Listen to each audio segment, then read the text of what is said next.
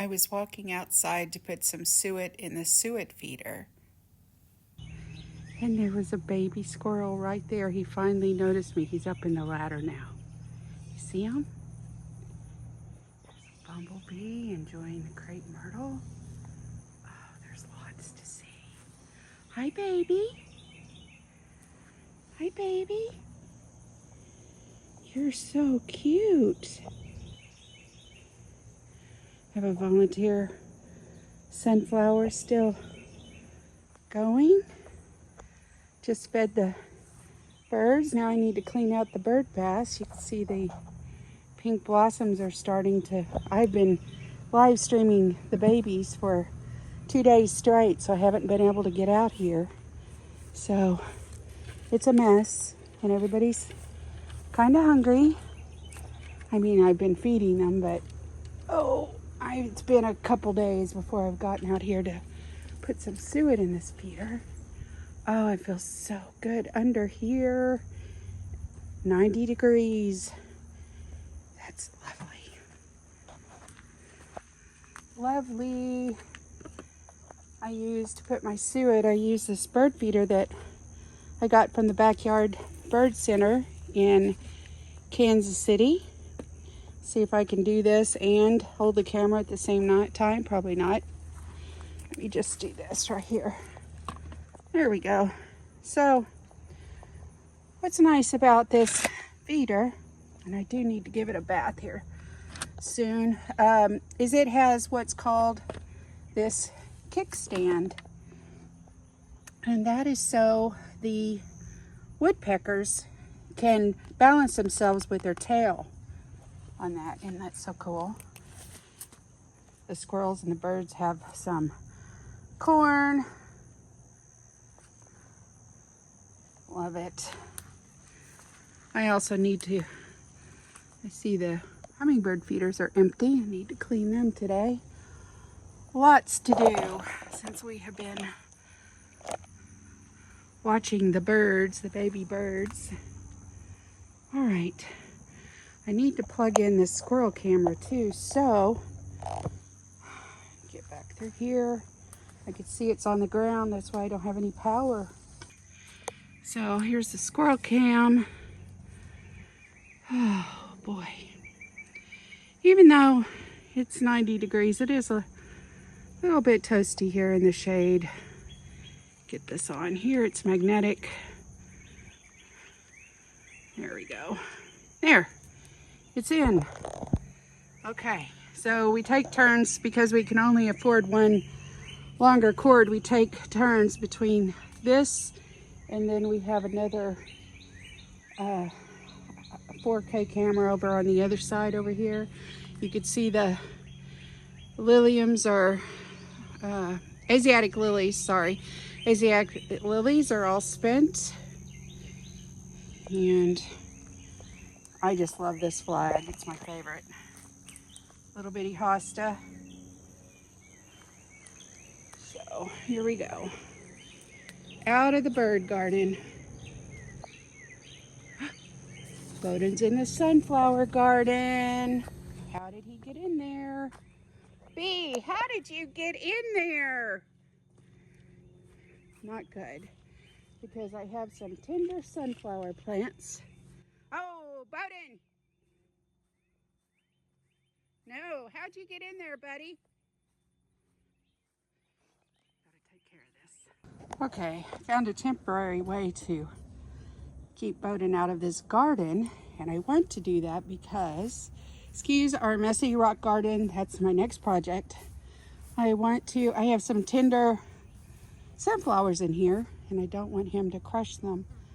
So one of these days, when I can, I want to get this fence finished, and then that'll really help out a lot. Here's Molly's garden, looking lovely this morning. Looks like the black-eyed Susans are getting ready to bloom, and there's the milkweed with the pods on them. Now, believe it or not, those pods, you're really not supposed to touch them because they are, from what I've read, poisonous. Look at this. Isn't this lily beautiful? I think this one has maybe a couple more blooms. 1, 2, 3, 4 more. And it's finished.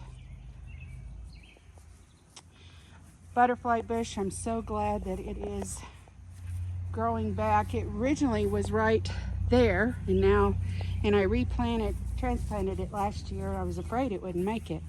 Here are the zinnias that I planted, and as soon as I can, it's too hot right now, I'm going to pinch them so they will bush out more.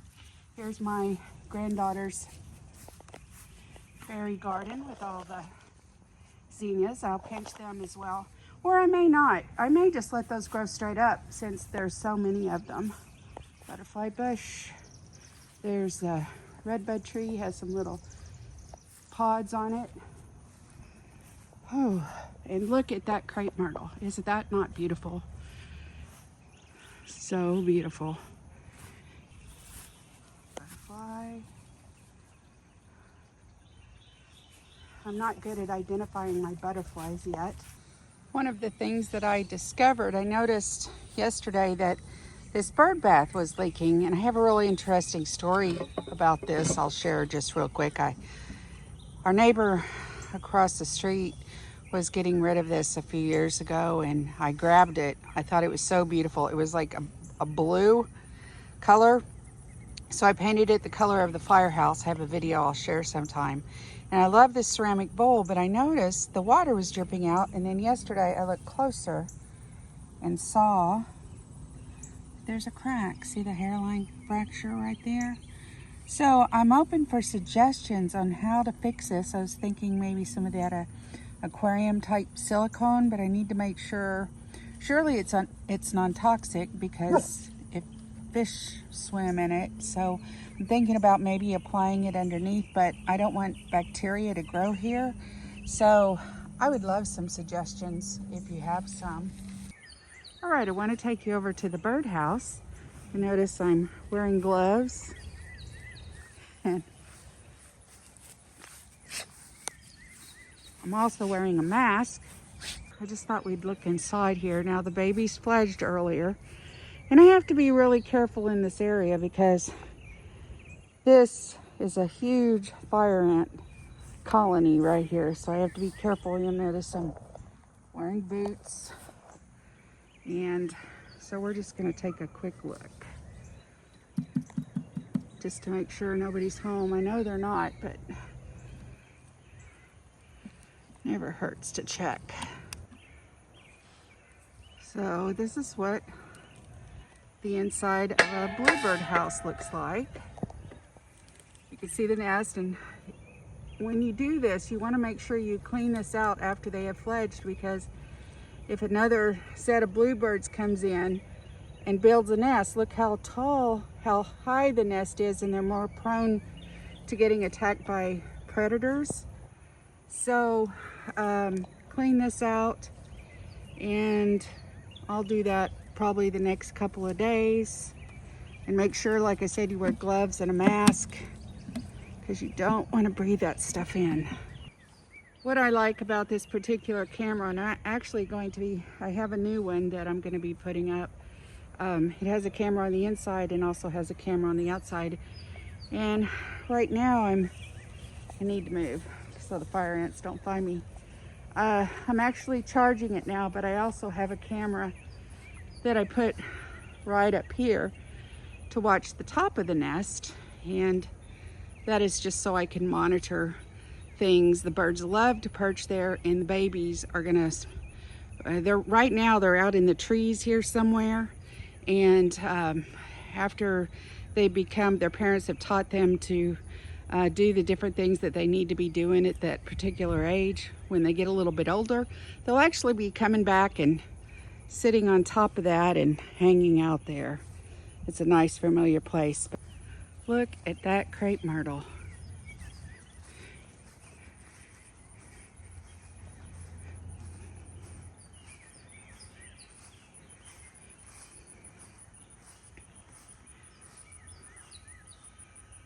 Isn't that beautiful? What's really nice about this is also the one of my bushes here is starting to bloom and just provides a really nice contrast. Now, I didn't really think that this was going to get this big, but it has, and I don't really want to trim it back, so it's kind of the way it is. There's a butterfly right there. Doesn't that look really pretty together?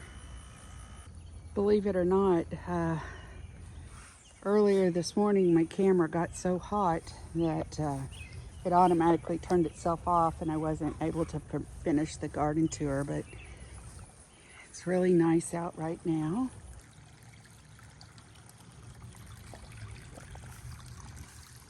Let's take a look at our bee balm, which I transplanted not too long ago. Ooh, it's doing really nice. And canna lilies, they're little ones, they're doing really well. Baskets, remember when I got these? One more look at that crepe myrtle. I think I broke a record today for saying how many times I thought it was beautiful. So that's going to do it for us for Molly's Firehouse, our garden tour today.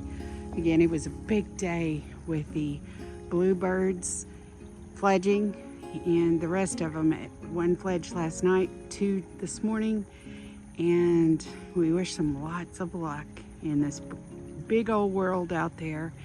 And I'd like to also invite you to subscribe to our channel if you enjoy our content and you want to see more of Molly's Firehouse Bird Garden. We have things going on all the time, and if you already have subscribed, thank you so much for being a part of our family. We love having you with us each day. So for Molly's Firehouse, take care everyone. Bye for now.